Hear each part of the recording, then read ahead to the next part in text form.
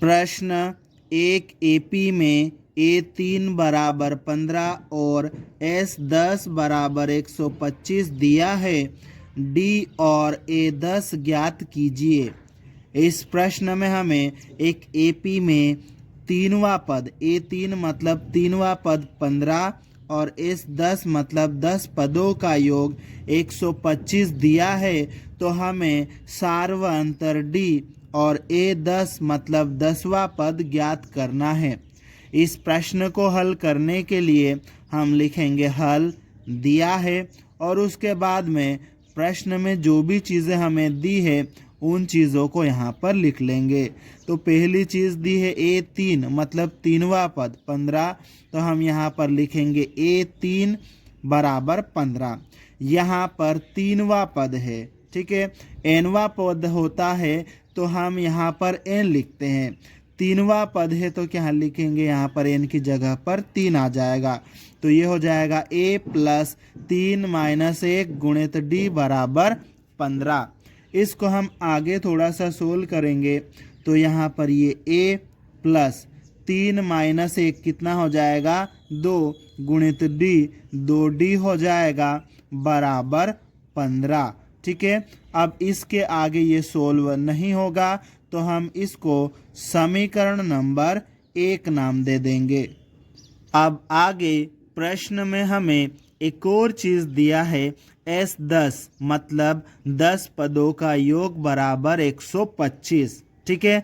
तो यहाँ पर 10 पदों का योग है, ठीक है। n पदों का योग हो तो सूत्र हो जाता n/2 कोष्टक में 2a प्लस n माइनस 1 गुणित d, ठीक है। यहाँ 10 पदों का योग है तो n की जगह क्या आ जाएगा 10 आ जाएगा, ठीक। और बराबर के उधर 125। अब हम इसको आगे सोल्व करेंगे तो यहाँ पर 10/2 ये कितना हो जाएगा 5 हो जाएगा, ठीक है। फिर कोष्टक के अंदर ये क्या रहेगा 2a प्लस 10 माइनस 1 कितना हो जाएगा 9d और बराबर के उधर कितना है 125। अब आगे यहाँ पर यह आ जाएगा 2a प्लस 9d और बराबर के उधर कितना है 125। यहाँ देखो बराबर के इधर ये 5 जो है इस पूरे के साथ में गुणा में है, बराबर के उधर जाएगा, है ना।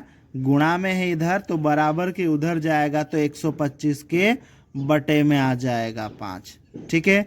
तो ये आ जाएगा 2a प्लस 9d बराबर 125 में 5 से भाग देंगे, है ना। 125 में हमें 5 से भाग देंगे तो कितना आ जाएगा 25 आ जाएगा, ठीक है।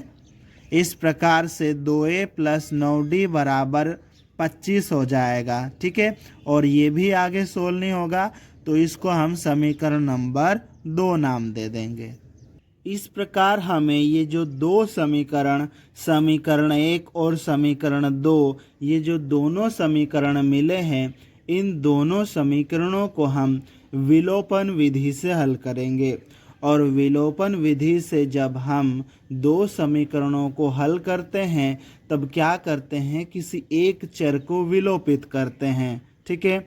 और जिस चर को हमें विलोपित करना होता है उस चर को हम सेम बनाते हैं।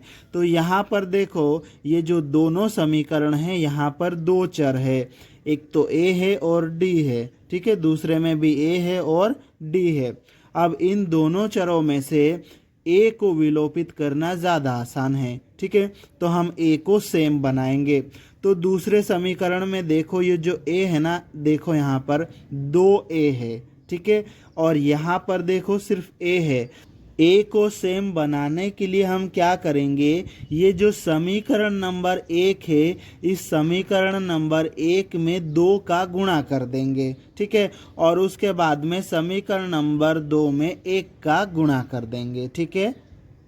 हमने यहाँ पर लिख लिया है समीकरण 1 में 2 का गुणा तथा समीकरण 2 में 1 का गुणा करने पर, ठीक है।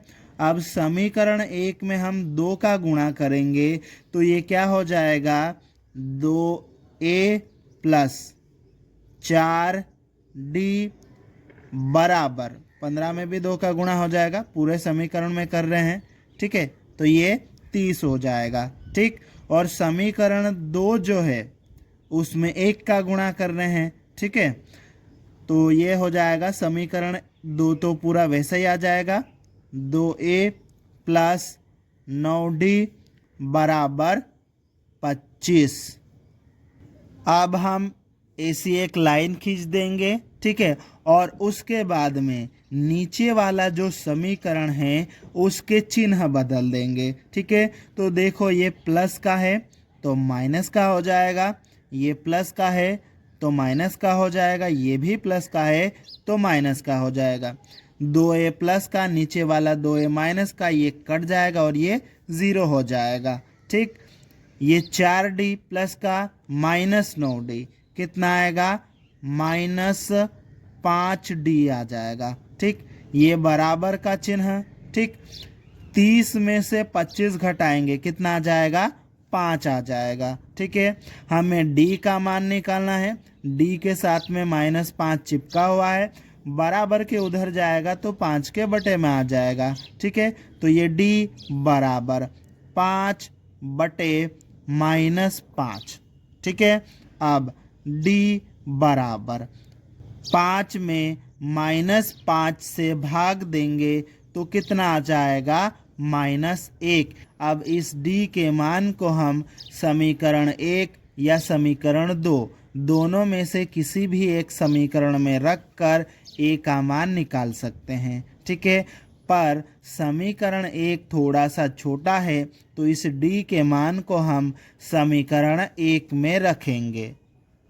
इसके लिए हम लिखेंगे d का मान समीकरण 1 में रखने पर, और उसके बाद में समीकरण 1 को भी लिख लेंगे। अब समीकरण 1 में इस d की जगह पर d का मान -1 रखेंगे, ठीक है। तो ये आ जाएगा a प्लस 2 गुणित d का मान कितना है, -1, कोष्टक में रख देंगे, बराबर का चिन्ह और उधर 15, ठीक। ये आ जाएगा a 2 का गुणा -1 से करेंगे कितना हो जाएगा, -2, बराबर के उधर कितना है, 15, ठीक। हमें a का मान निकालना है तो ये a इधर रहेगा बराबर, और ये 15, 2 जो है इधर माइनस का है, बराबर के उधर भेजेंगे तो प्लस का 2 हो जाएगा, ठीक है। तो ये a बराबर 15 प्लस 2 कितना हो जाएगा, 17। इस प्रकार से हमें a का मान कितना मिल गया, 17। अब हमें a10 मतलब 10वां पद निकालना है, और इसके लिए हमें nवां पद का सूत्र लगाना पड़ेगा। तो हम सूत्र लिख देंगे, nवां पद an बराबर a प्लस कोष्टक के अंदर n-1 गुणित d। यहाँ nवां पद है तो कोष्टक के अंदर यहाँ n है, 10वां पद है तो n की जगह पर कितना आ जाएगा, 10 आ जाएगा, ठीक है। तो यहाँ पर मान a और d के भी रख देते हैं। a का मान कितना है, 17 प्लस n की जगह कितना आ जाएगा, 10 -1 गुणित d का मान कितना है, -1, ठीक। ये बराबर का चिन्ह, ठीक। ये हो जाएगा 17 और प्लस 10 -1 कितना हो जाएगा, 9 हो जाएगा, और गुणित -1, ठीक है। फिर बराबर का चिन्ह, ये हो जाएगा 17, ठीक। 9 गुणित -1 कितना हो जाएगा, -9, ठीक है।